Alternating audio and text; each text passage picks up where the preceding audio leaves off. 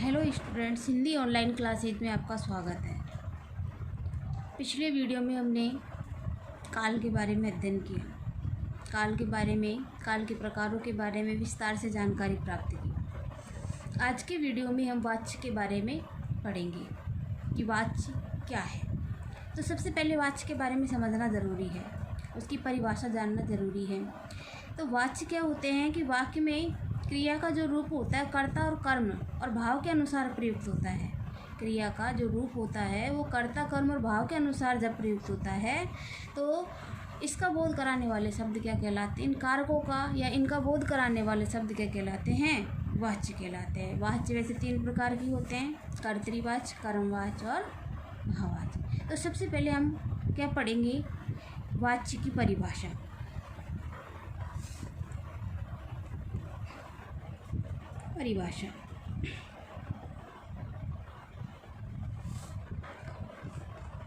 कि वाक्य में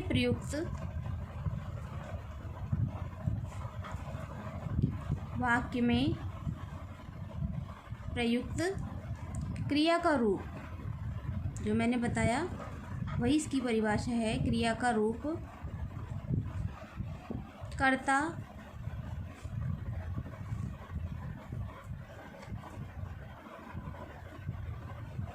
कर्म या भाव के अनुसार प्रयुक्त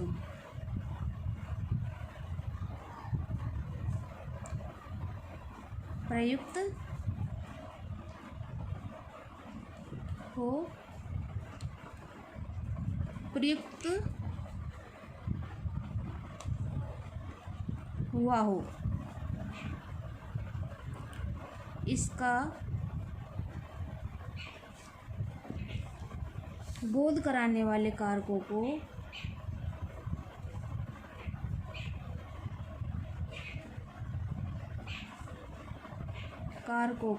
वाच्य कहते हैं। वाच्य कहते हैं। वाक्य में प्रयुक्त क्रिया का रूप कर्ता के अनुसार होता है वो कर्तृवाच्य कहलाता है, कर्म के अनुसार होता है वो कर्मवाच्य कहलाता है और भाव के अनुसार होता है वो भाववाच्य कहलाता है। तो इसी के अनुसार हमारे प्रकार बनते हैं, वाच्य के प्रकार।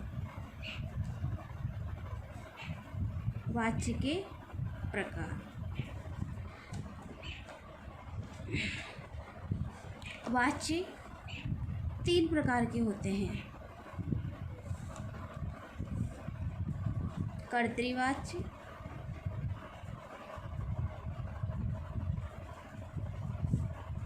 कर्मवाच्य और भाववाच्य। कर्तृवाच्य कर्ता के अनुसार, कर्मवाच्य कर्म के अनुसार और भाववाच्य भाव के अनुसार। तो कर्तृवाच्य, भाववाच्य और कर्मवाच्य, ये इसके 3 प्रकार होते हैं। सबसे पहले आता है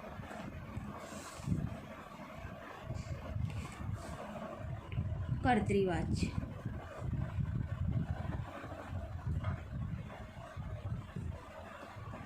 कर्तृवाच्य में क्या होता है कि जो क्रिया का संबंध होता है वो सीधा किससे होता है? कर्ता से होता है। और इसमें जो क्रिया का परिवर्तन होता है वो कर्ता के अनुसार ही होता है। उसके लिंग और वचन कर्ता के अनुसार ही परिवर्तित होते हैं। जैसे जब वाक्य में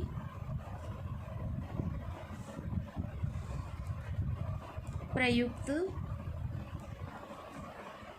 क्रिया का सीधा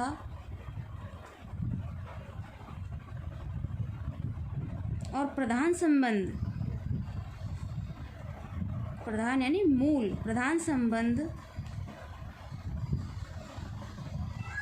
कर्ता से होता है।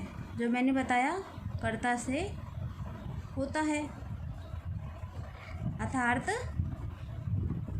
क्रिया के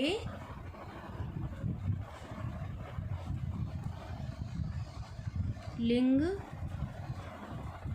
वचन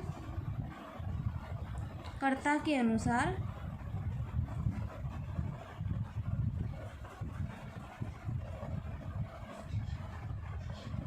प्रयुक्त होते हैं,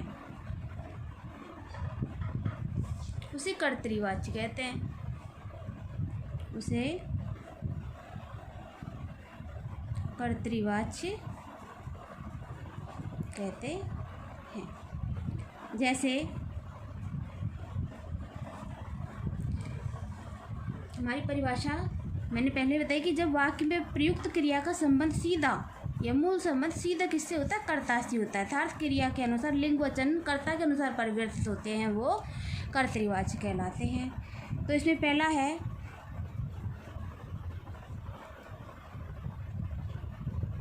यश दूध पीता है।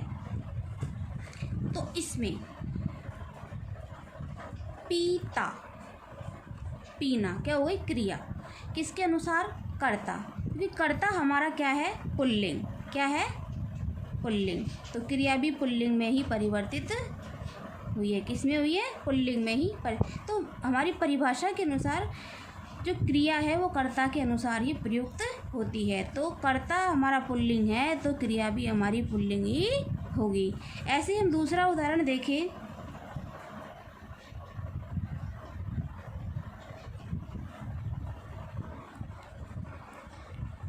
श्वेता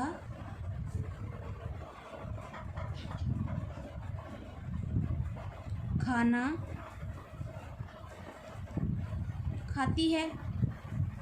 तो इसमें ये स्त्रीलिंग है, श्वेता स्त्रीलिंग है,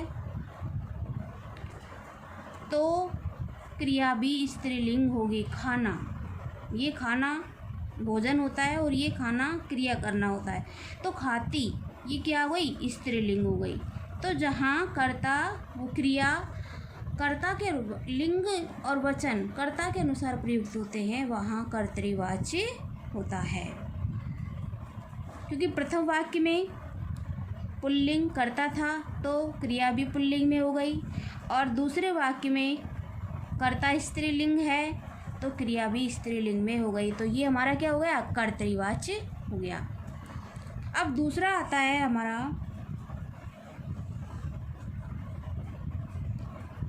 कर्मवाच्य।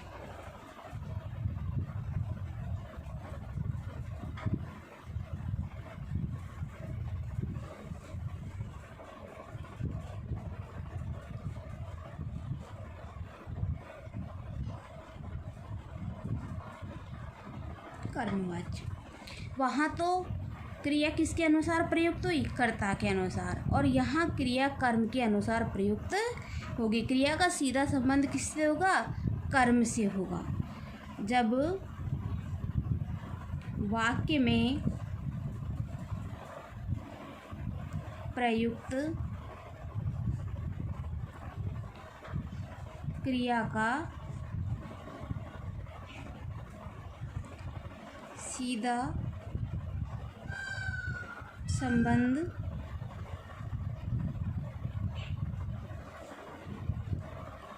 वाक्य में प्रयुक्त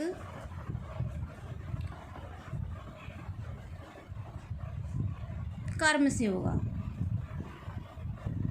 कर्म से होता है, अर्थात क्रिया के लिंग वचन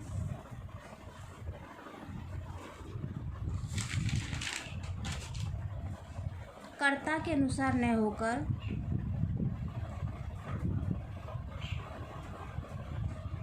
कर्ता के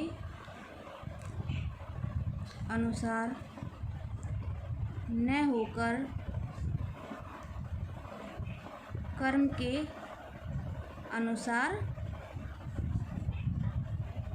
प्रयुक्त होते हैं, उसे कर्मवाच्य कहते हैं। उसे कर्मवाच्य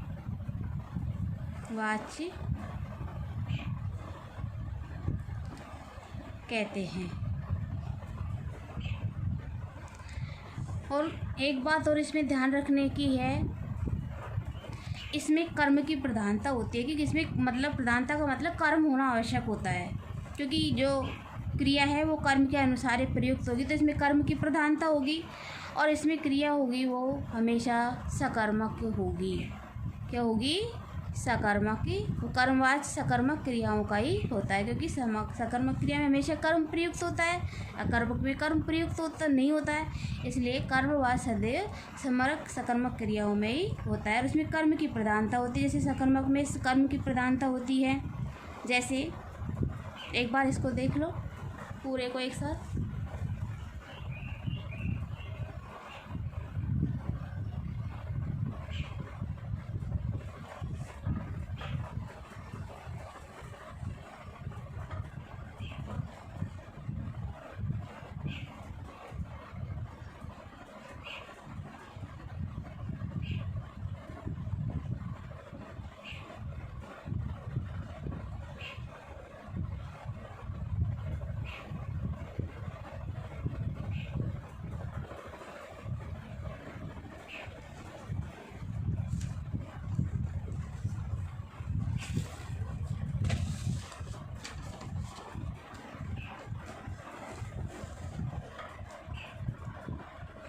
जैसे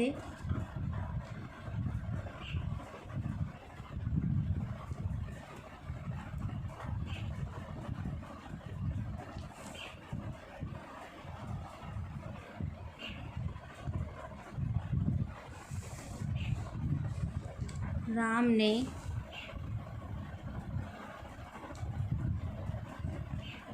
चाय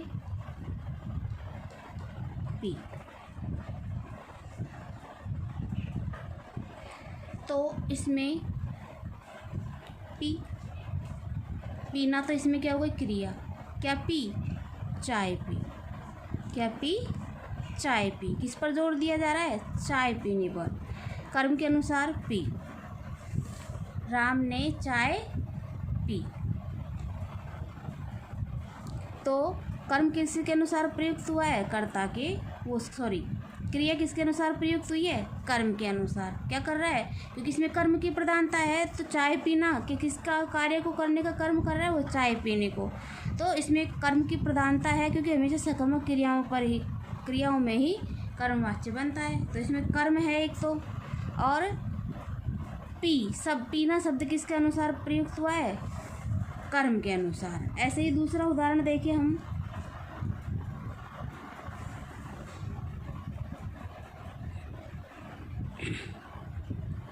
सीता ने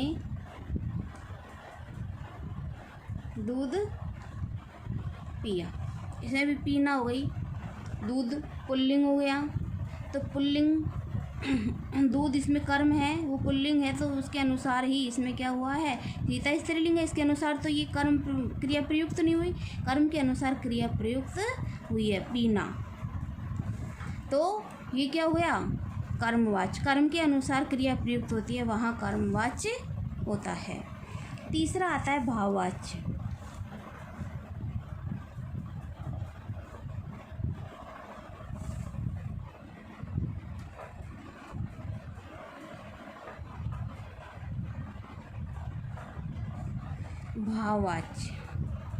भाववाच्य में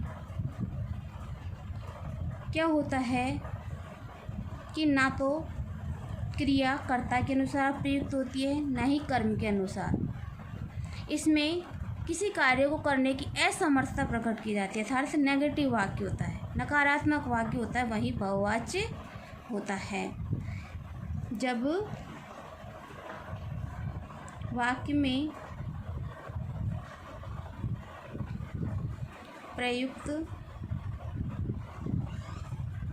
क्रिया न तो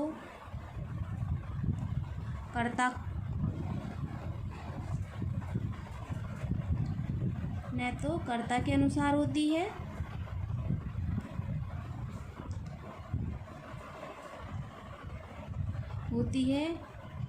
न कर्म के अनुसार।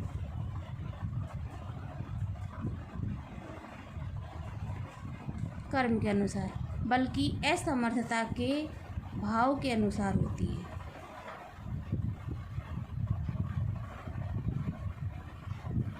बल्कि असमर्थता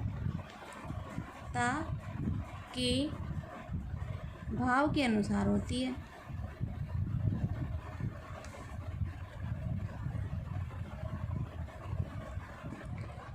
वहाँ भाववाच्य होता है, वहाँ भाववाच्य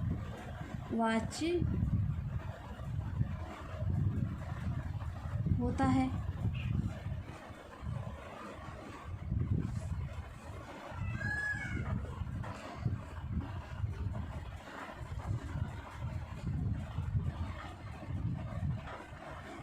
जैसे जब वाक्य में प्रयुक्त क्रिया न तो कर्मकर्ता के अनुसार होती है और न ही कर्म के अनुसार होती है, बल्कि असमर्थता के भाव में होती है कि किसी कार्य को करने में असमर्थ होना, वहाँ भाववाच्य होता है। लेकिन एक अन्य स्थिति में भी भाववाच्य होता है। वो कौन सी स्थिति है कि जब क्रिया सकर्मक और कर्ता और कर्म दोनों विभक्ति चिन्ह युक्त हो। कर्ता और कर्म दोनों ही विभक्ति चिन्ह युक्त हो, वहाँ भाववाच्य बनता है। वो उस स्थिति में भी भाववाच्य बनता है। जैसे उदाहरण से समझे हम इसको।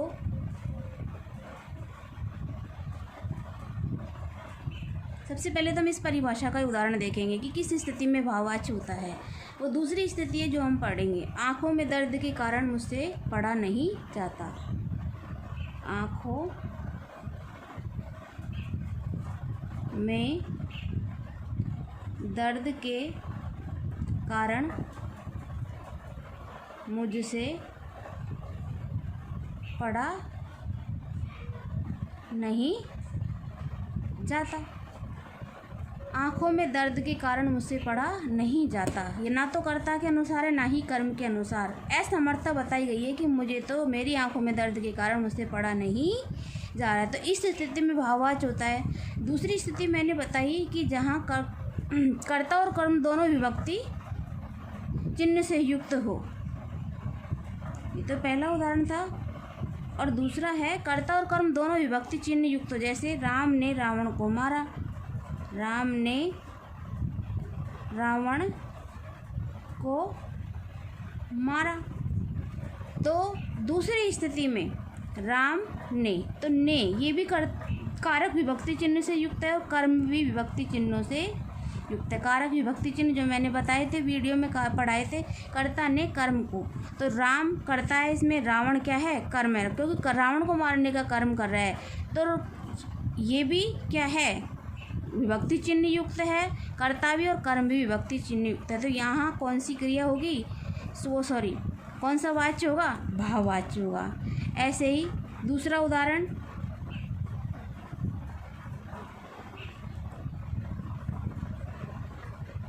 लड़कियों ने लड़कों को पीटा।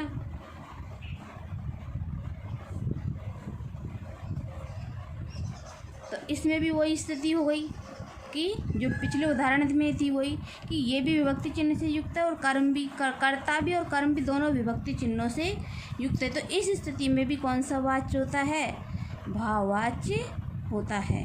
कौन सी स्थिति में होता है, भाववाच्य होता है, जहाँ कर्ता और कर्म दोनों विभक्ति चिन्हों से युक्त होते हैं।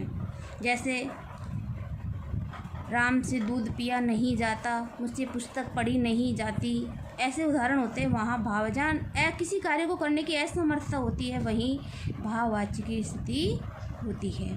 तो ये थे हमारे वाच्य, कर्तृवाच्य, कर्मवाच्य और भाववाच्य। तीनों वाच्यों को हमने अध्ययन किया।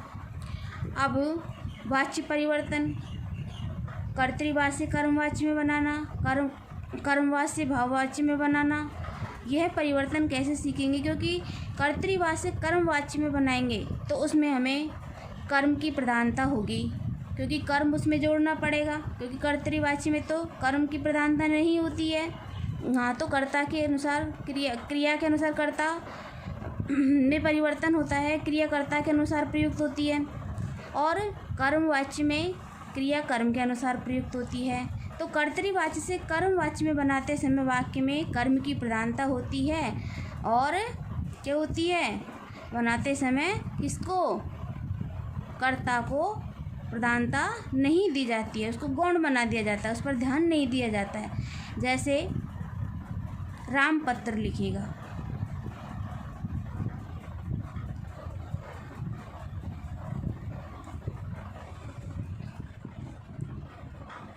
वाच्य परिवर्तन।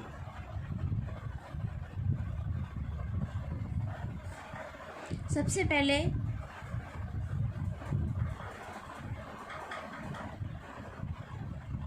कर्तरीवाच्य से कर्मवाच्य में परिवर्तन, कर्मवाच्य बनाना, कर्तरीवाच्य से कर्मवाच्य। तो कर्तरीवाच्य से कर्मवाच्य बनाते समय इसमें कर्म की प्रधानता होगी। तो कर्तरीवाच्य का वाक्य क्या हो गया हमारा, कर्तरीवाच्य। एक साइड हो गया हमारा कर्मवाच्य। 2-4 उदाहरण हम देखेंगे और आप अपने आप बनाओगे। फिर पहला है, इसमें राम पत्र लिखेगा,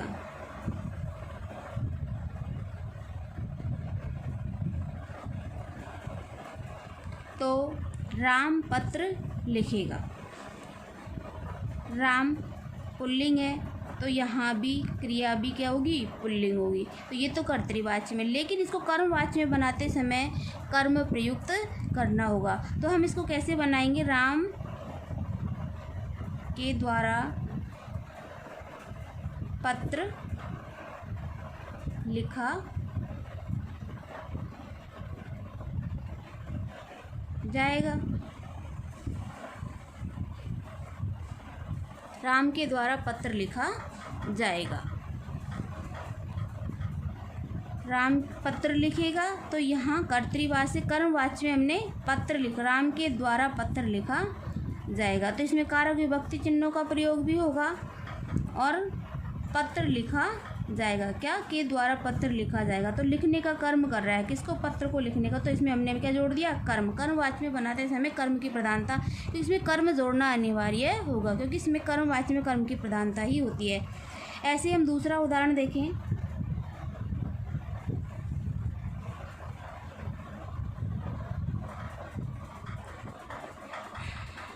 प्रशांत ने पुस्तक पढ़ी। प्रशांत ने पुस्तक पढ़ी। प्रशांत ने पुस्तक पढ़ी, पढ़ने का कर्म किया, प्रशांत के अनुसार क्रिया का प्रयुक्त हुआ। तो इसको कर्मवाच्य में कैसे जोड़ेंगे कि प्रशांत के द्वारा पुस्तक पढ़ी गई, द्वारा पुस्तक पढ़ी गई। तीसरा उदाहरण देखिए हम, कलाकार मूर्ति बनाता है। कलाकार मूर्ति बनाता है। कलाकार पुल्लिंग है तो यहाँ ये भी पुल्लिंग है, तो इसको कर्मवाच्य में कर्म जोड़ेंगे, कलाकार द्वारा मूर्ति बनाई जाती है। क्योंकि कर्म कर रहा है ना, पढ़ी गई, क्योंकि पढ़ने का कर्म किया उसने,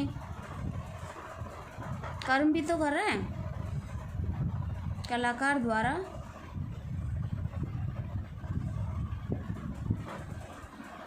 मूर्ति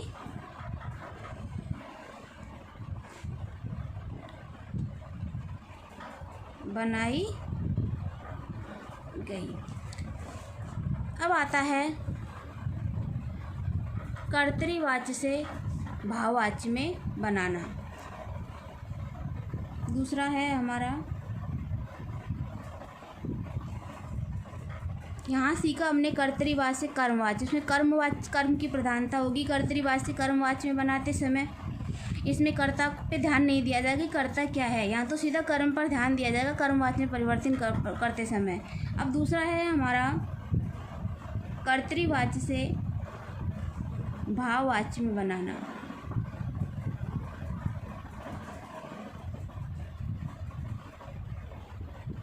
कर्तरीवाच्य से भाववाच्य में परिवर्तन करना।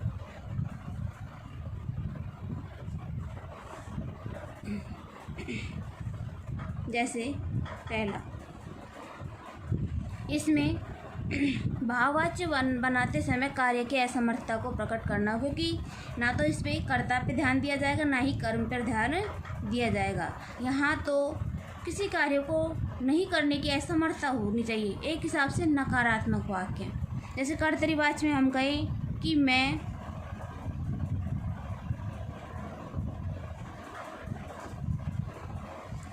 गर्मियों में लोग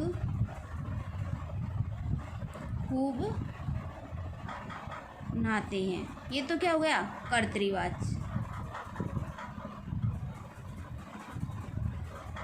और ये हो गया भाववाच्य।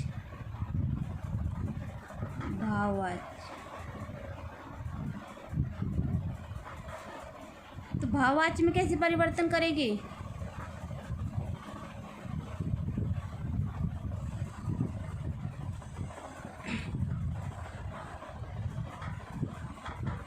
गर्मियों में उनसे खूब नहाया नहीं जाता है, क्योंकि हमारी किसी काम की असमर्थता प्रकट करना ही भाववाच्य होता है, क्योंकि इसमें कर्ता और क्रिया के अनुसार, कर्ता और कर्म के अनुसार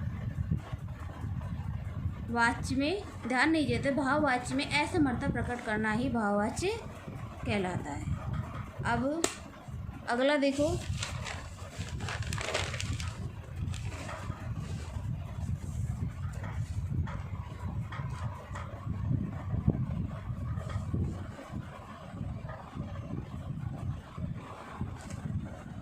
अगला उदाहरण है इसका, वह पत्र लिखता है।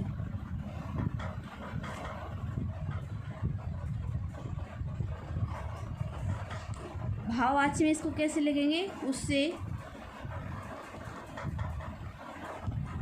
पत्र लिखा नहीं जाता है। तो ये था कर्तृवाच्य से भाववाच्य में परिवर्तन करना। अब तीसरा आता है हमारा कर्मवाच्य से कर्तृवाच्य में बनाना। कर्मवाच्य से कर्तृवाच्य में बनाना। इसमें कर्म को वाक्य में से हटा दिया जाएगा। कर्म को वाक्य में हटाने से क्या होगा कि जो क्रिया होगी वो कर्ता के अनुसार परिवर्तन हो जाएगी। जैसे पहला उदाहरण है कर्मवाच्य का, क्योंकि कर्मवाच्य से किसमें परिवर्तन कर रहे हैं? कर्तृवाच्य में। किसमें? कर्तृवाच्य में। तो कर्मवाच्य में कर्म की प्रधानता होती है, तो कर्म की प्रधानता वाला वाक्य क्या होगा कि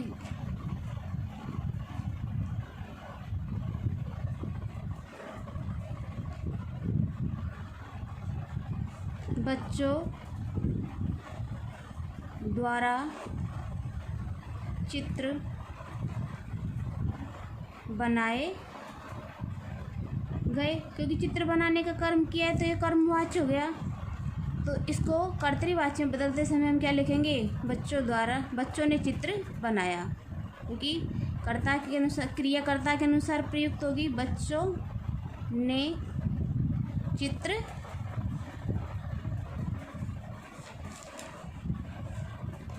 बनाया। बच्चों ने चित्र बनाया। तो इसमें किसके अनुसार हुआ? कर्म को हमने किसमें बदल दिया? कर्तृवाच्य में। किसमें? कर्म को हटा दिया और क्रिया को कर्ता के अनुसार प्रयुक्त किया। ऐसे दूसरा देखिए हम, गधे द्वारा बोझ ढोया गया। गधे द्वारा बोझा ढोया गया। तो गधे ने कौन सा काम किया? बोझा ढोने का। कौन सा काम किया? बोझा ढोने का। तो इसको कर्तरीवाच्य में बदलते समय क्या करेंगे? गधे ने बोझा ढोया। गधे ने बोझा ढोया। तो इसके अनुसार हमने कर्म को प्रयुक्त कर्ता को, क्रिया को कर्ता के अनुसार प्रयुक्त किया। और इसमें क्रियाकर्ता के अनुसार प्रयुक्त है। इसमें कर्म कर रहा है बोझा ढोने से, कर्म की प्रधानता, इसलिए कर्मवाच्य को हमने कर्तृवाच्य परिवर्तन कर दिया। तो ये थे हमारे आज वाच्य। आज के वीडियो में हमने वाच्य के प्रकार पढ़े, वाच्य की परिभाषा पढ़ी, कर्मवाच्य को कर्तृवाच्य में, कर्तृवाच्य को भाववाच्य में और कर्मवाच्य को कर्तृवाच्य में बदलना सीखा। अगले वीडियो में हम समास के बारे में अध्ययन करेंगे। धन्यवाद।